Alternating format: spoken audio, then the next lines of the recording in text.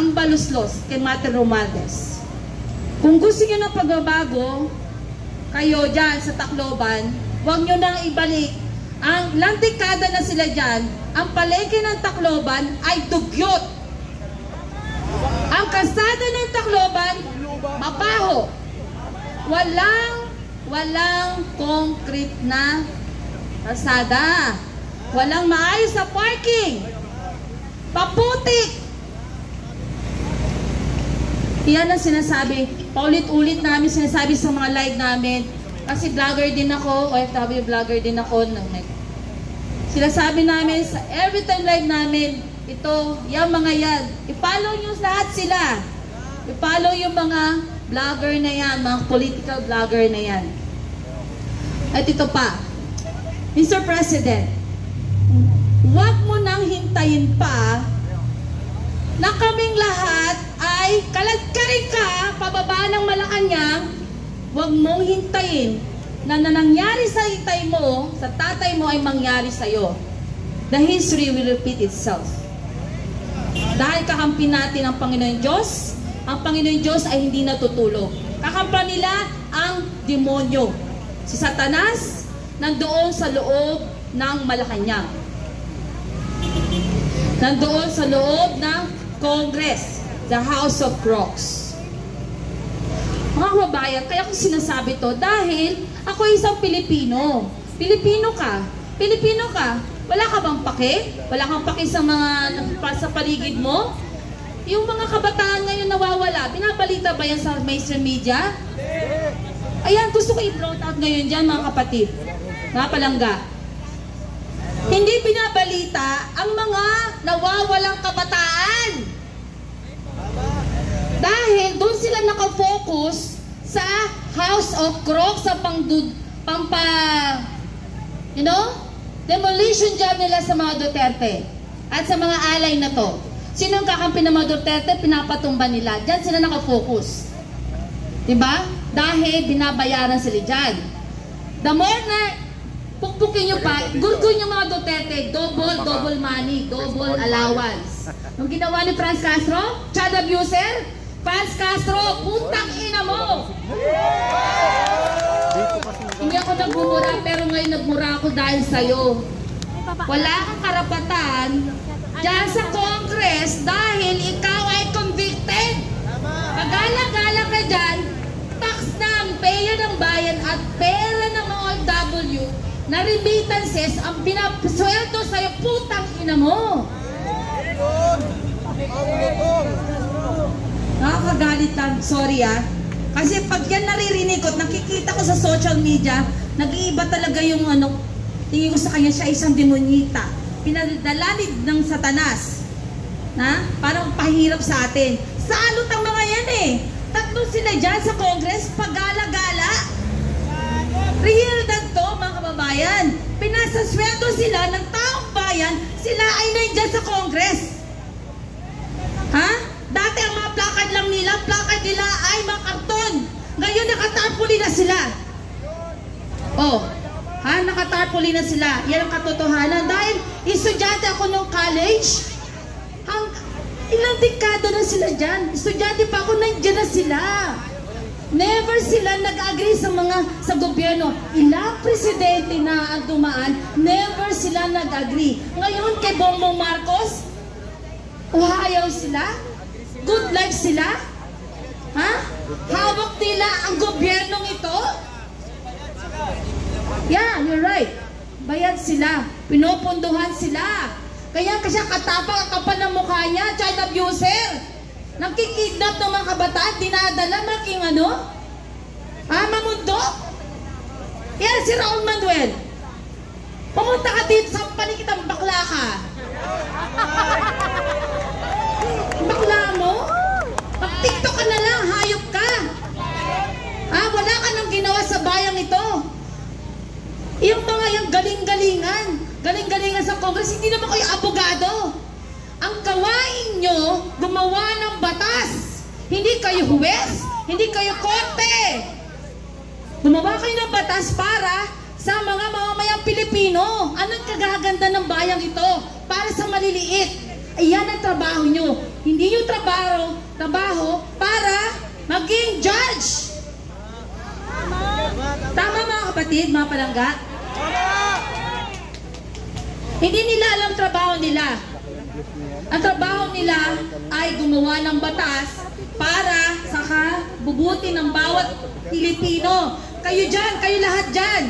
Kayo, ikaw nanonood, kayong lahat.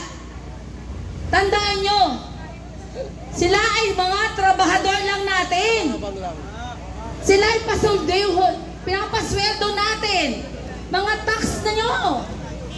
Tapos ginaganito nila tayo? Ha? Ginaganito nila tayo, kinakawawa nila tayo. Ha? Kaya nga kami nandito, nananawagan kami. Huwag kayong manahimik na lang. Hindi nanggagaling kay VP Sara na mag-revolution tayo. Hindi manggagaling sa kanya yan. Sa ating magsisimula yan. Ang tunay na power. Ang tunay na pagkakaisa. This is the right time. Yung ginagawa sa ating pinakamataas na pangalawang Pangulo ng Pilipinas, pinakamaraming boto, ginagayang bastos yung isang polis kanina. Kuntik na masaktan yung pinakamagandang leader natin. Sino di mga kamura doon? Paano kung masaktan si VP Sara? Putang ina talaga, hayop yun. Sino hindi makakaano doon? Kahit sino. Pinakamagaling na nagtatrabaho sa gobyerno, si Inday Sara lang.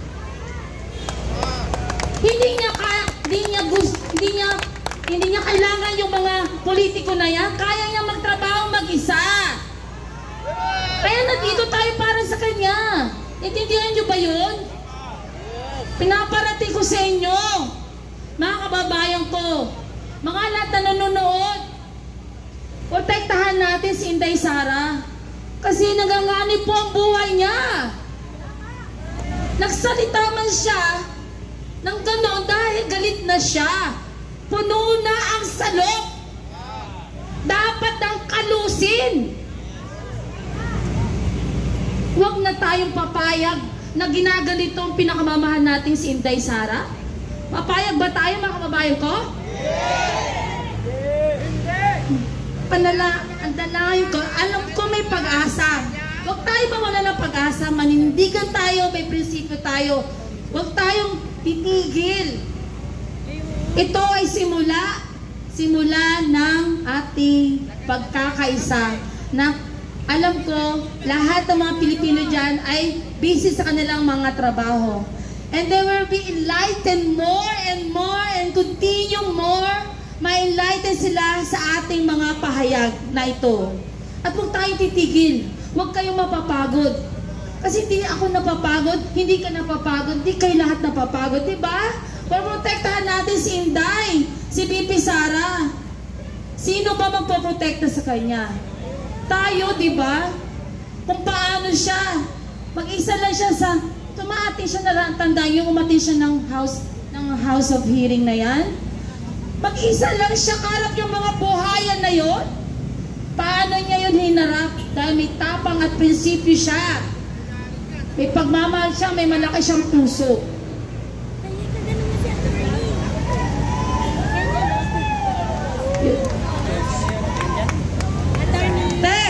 Duterte! Duterte! Duterte! Duterte! Duterte! Duterte! Duterte! Duterte! Duterte! Ito pa mga kababayan, recap lang kay PRD. He's already 79-year-old, right? Pero kinaya niyang harapin ang mga buhayan na yan. Pero natalo sila. Pinaglaruan lahat sila ni PRD dahil ganong katalino ang ating pinakamagaling na presidente, si Pangulong Duterte. We love you, Tatay Digong. We love you, VP Sara. Nandito kami para sa'yo. Hindi kami titigil.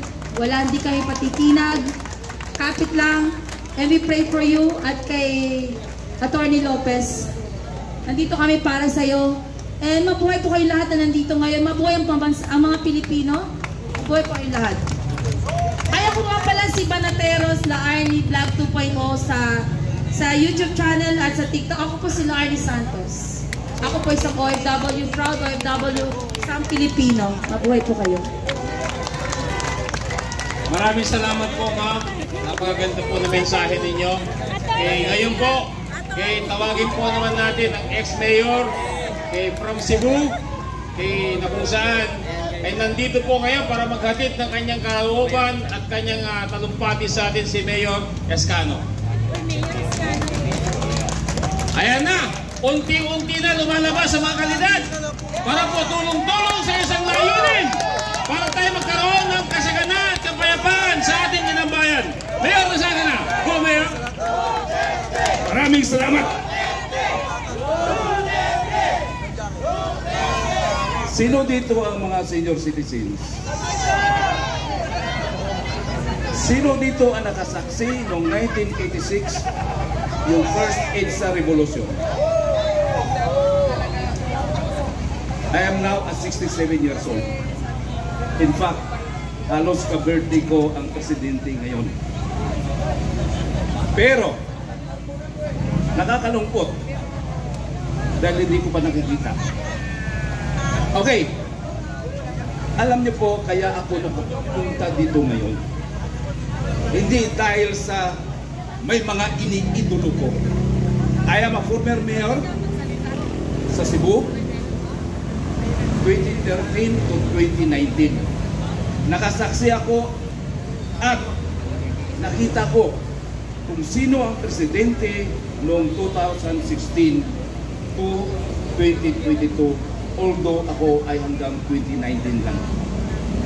Nakita ko kung paano, bakit niluklok ng Diyos at ng taong bayan ang isang presidenteng Bisaya, palamura, prangka magsalita, at hindi natin malilimutan yan. Noong panahon ng kampanya, sinasabi na niya, bakit ganun yung ano? papatayin ko ang mga drug pushers, papatayin ko pati drug addicts. Pero tapusin ko man ito. ang nangyari, pati nga mga simbahan noon, kasi ako, pagsimba ko, siyempre, tuwing linggo nagsisimba ko, pati pare, sinasabi na darating na ang sa Bisaya manluluwas, Savior. Kaya sabi ko sa pare, teka, mukhang mali ata ito pero hinayaan ko lang. Tapos, siyempre, kung noong panahon na yun, ay kung talagang galit at ayaw na mga tao dahil sa mga kalaban noon ng ating presidenteng PRRD ay mga political animals, suportado ng mga political animals, ibig sabihin, kumplito, rikado sila sa mga logistics, ang lahat, kung ano pa. Alam mo, no, siguro alam naman natin lahat yan, na mismo ang mga kalaban ni Mayor Digong Duterte noon, nung mayor pa siya nung tumakbo as presidente, namimigay ng kung ano-ano, mga t-shirts, pagkain dito, lahat-lahat binibigay. Pero nagulat ako doon sa bayan ko at sa ibang bayan, nabalitaan ko rin, na nakapila sila sa printing press para sa t-shirts. At ang sinusuot nila, hindi yung mga binibigay ng mga kandidato naging kalaban ni PRRD noon. So doon pa lang nakikita natin, totoo ang pare na sinasabi na darating ang manluluwas o ang Savior. Okay. Natapos na kung kailan humarap si PRRD sa Kongreso at sa Senado. Nalaman na ng lahat saan ka makakita ng isang Pangulo na consistent na sinasabi niya before siya naging presidente at consistent nung siya ay nakaupo sa loob ng 6 na taon at consistent pa rin nung hindi na siya presidente at sinasabi niya, I am accountable. Kaya ba ng presidente ngayon na sasabihin niya I am accountable sa lahat ng mga nangyayari? Mismo ang mga kabinete Hindi na natin hindi natin napakinggan. Hindi natin nalalaman kung gumagawa o nagtatrabaho ba sila. Okay. Darating na tayo dito sa pag-usapan natin kung bakit nandito ako. Walang nag-anyaya sa akin dahil nasubrahan na ako at punong-puno na, kaya naalala ko tuloy, baka mangyari na naman ang nangyari noong 1986 at mangyayari sa 2024. Ayaw natin ng gulo. Meron tayong mga electoral process. Pero tanong natin, ang ganda ng unit team, 31 million ang bumoto. Pero ang tanong, bakit ngayon biglang pumutok, sumabog? Saan nag-umpisa? Dahil hindi yung nagbago, adik pa rin si BBM. Yes! At ang isa, nag-umpisa kung kailan nila gustong durugin si Pipi Sara ay dahil nakatingin na sila para sa 2028 eleksyon kung sino maging Pangulo. Sino ang nag-umpisa? Sa Kongreso. At ang matindi, ito na po, hanggang ngayon ang pinag-usapan ang confidential fund. Para po sa hindi nakakalam at lalo na sa mga nanood ngayon na bingi-bingihan pa rin kung ano yung pinag-usapan ang pinagmulan. Ang confidential fund po, yun po ang tinatawag na intelligence fund. Yun din po ang tinatawag na contingent fund. Bilang isang mayor, ang lahat ng local government units sa buong Pilipinas at kahit ang national government agencies, mayroon po silang contingent fund or confidential fund or intelligence fund.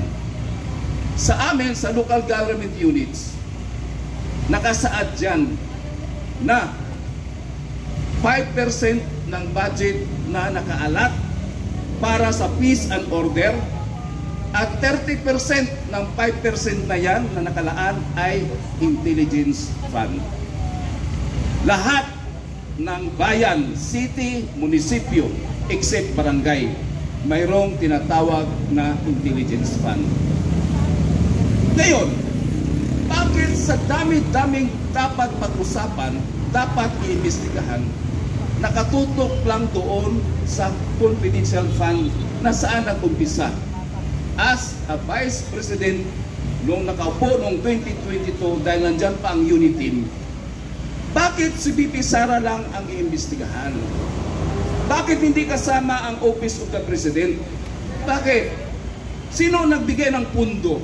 Wala sa GAA yun. Binigay na pundo through DBM, Department of Budget and Management. Sino nag-approve niyan? Ang Pangulo ng Pilipinas. Ngayon, nakakasakit, nakakatuliro na. Napabalik-balik kung ano man ang Diyos ko por santo, mayroon tayong Commission on Audit.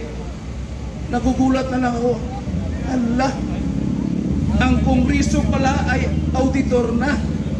Nawala na yung Commission on Audit.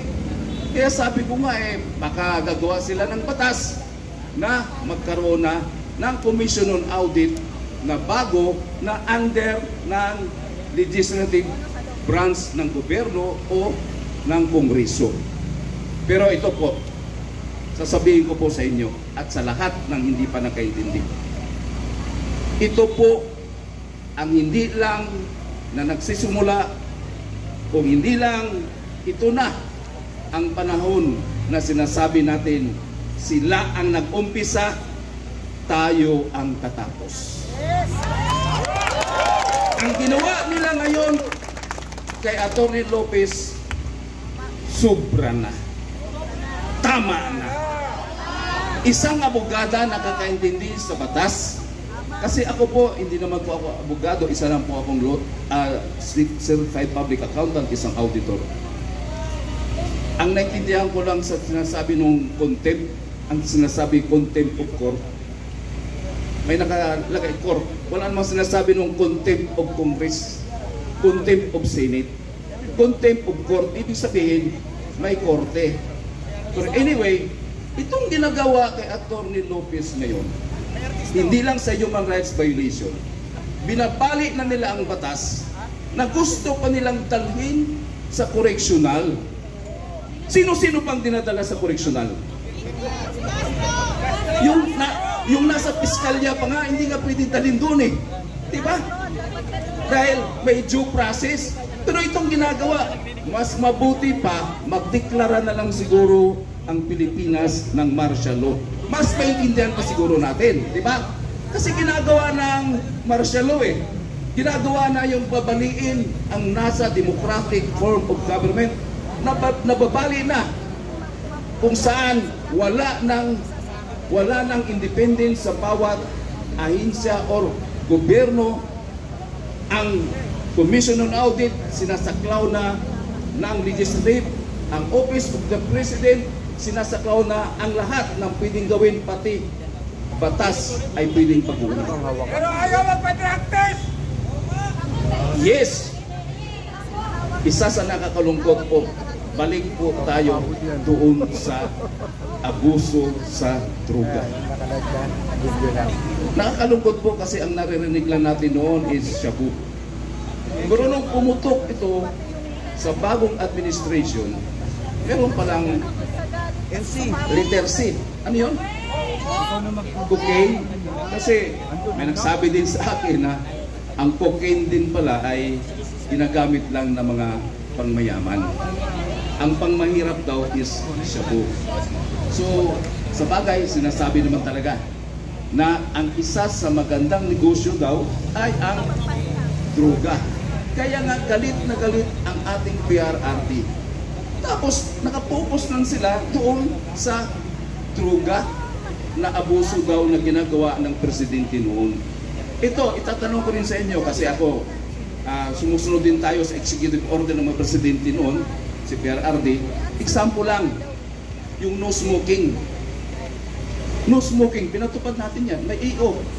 May EO ang Pangulong President Rodrigo Roa Duterte noon na ang lahat na magyuyusi sa publiko or sa mga lugar na pinagbabawal, sa mga sasakyan na publiko, etc. Kahit sa mga restaurants, doon sa lugar po noon, pati nga mga turista, sinisita ko. Bakit? Nakakasama talaga. Totoo. At nung pumunta kami sa Davao City, nagulat kami. Walang hiya. 10,000 ang multa pag nahuli ka o nakita ka na nag-UC. Tinatanong ko, bakit 10,000? Ang sabi sa akin, Mayor, pag 1,000 lang, napakadaling bunutin sa pitaka at pwedeng magmulta agad. So, ibig kong sabihin, very effective kasi doon pa lang. Ito pa, siguro alam natin noon na pinagbabawal na yung mga nakaparada sa mga iba-ibang mga lugar na nakaharang. Yung mga easement na kinukuha.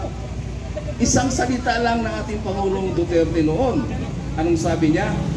Doon sa sekretary ng DILG na alisin ang mga ganun.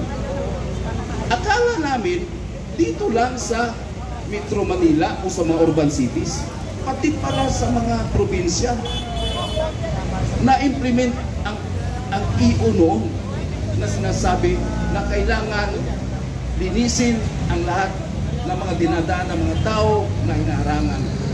Marami nagagalit, pero mas marami ang natutuwa. Ito isa pa.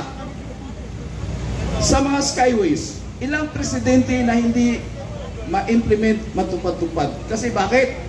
Sasabihin noon na, ay, hindi pwedeng ibahin yan. Kasi nandyan ang mga nakakatira ng mga nasa laylayan. Ay, hindi pwede yan kasi magigiba yung mga ganito. Eh, nung dumating ang PRRD, anong sabi?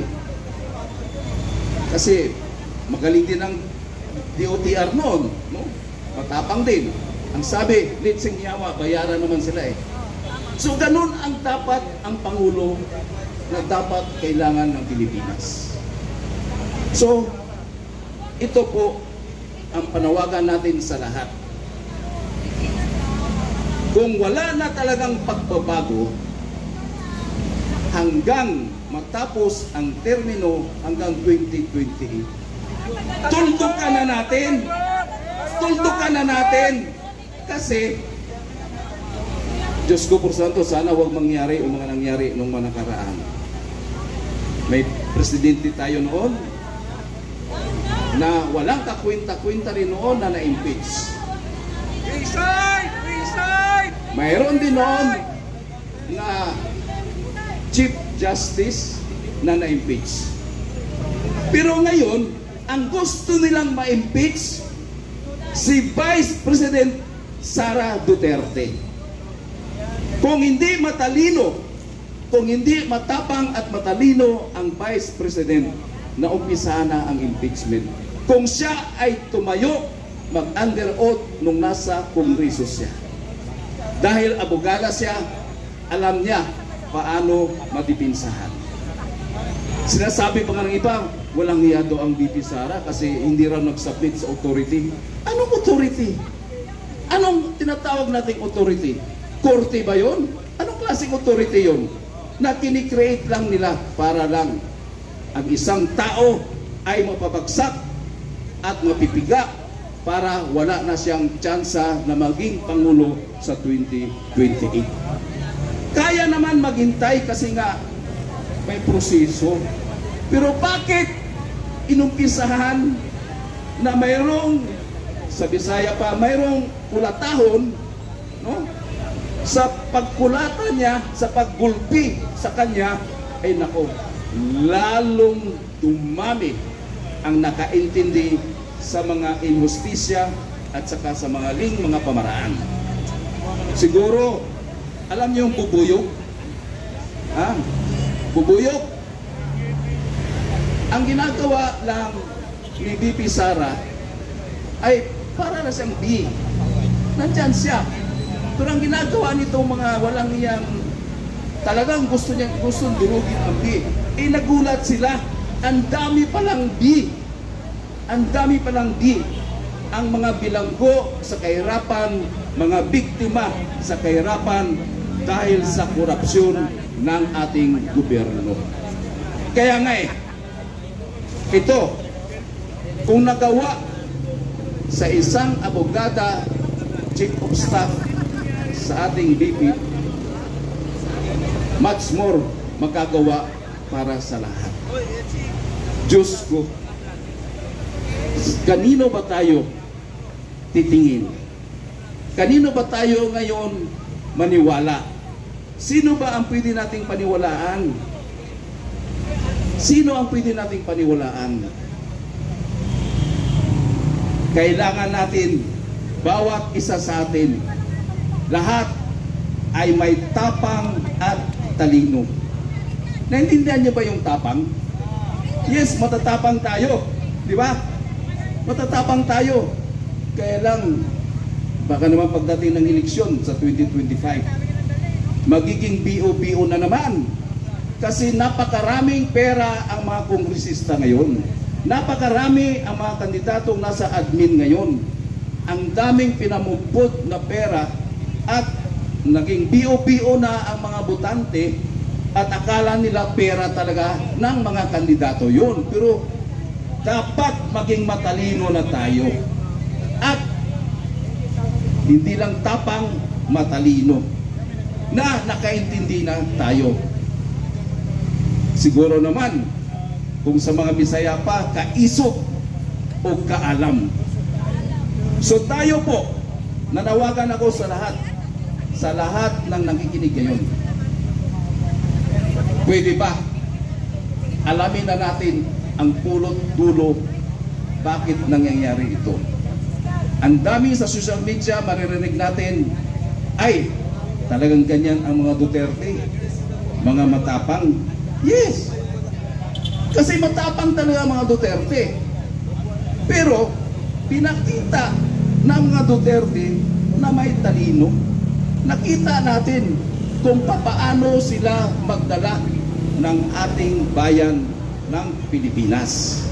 Paano nila na pinatupad ang isang disiplina. Ang problema lang talaga sa atin ngayon, alam nyo, isa sa problema, ikumpara nyo ang mga kabinete noong panahon ni PRRD at sa kabinete ngayon. Kaya nga natatakot ako, baka mamaya lahat may mga bisyo na Alam nyo na kung anong klaseng bisyo. Kasi nakakatakot Wala na tayong nakikitang mga, sabihin natin, mga transparent or mga magandang pinapakitang performance ng ating mga department heads, mga sekretary. Tapos, ito pa ang ating kongreso na gumagawa ng isang, sabihin natin hindi ito milagro kasi ang milagro galing sa Diyos Isang kagawahan ng mga taga saan?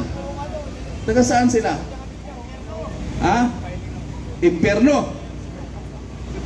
Okay, alam nyo, sasabihin ko sa atin na itong nangyayari ngayon, ang gusto ko, panawakan ko ito sa lahat ng mga legislatures, sa lahat ng mga aspiring candidates for senators, sa lahat na nakaupo ngayon ng mga senators at congressmen. Ang lahat ay nag-uugat sa capital C, capital A at P, ang tinatawag na CAP. Hindi ito kapitan, CAP, CAP. Corruption, abuses, and politicking. At ito, tandaan nyo, panawakan ko to sa lahat ng mga kongresista at sa lahat ng mga nasa legislatures. Ito po, ang nag-ugat ng lahat ng ito ay dahil sa korupsyon. Ano ba yung korupsyon? Ang korupsyon ay may equation. Corruption is equal to inefficiency and negligence. Ang ibig po sabihin, hindi kaya gumawa kasi kulang sa tapang at talino, at ano pa, pinabayaan ang dapat gawin para sa lahat. Ang korupsyon ay ginagamit ng mga nasa administrasyon para pagnakawan ng pera para sa bayan at napunta na kung saan-saan. Ang korupsyon ay ginagamit din ng mga politiko kung saan, kung ikaw oposisyon noon, mag-administrasyon ka para mayroon kang gasolina at may grasya ka pa. Ang dating administrasyon naging oposisyon, ang dating oposisyon naging administrasyon. Gano'n naman talaga. Pero ang tanong, nasaan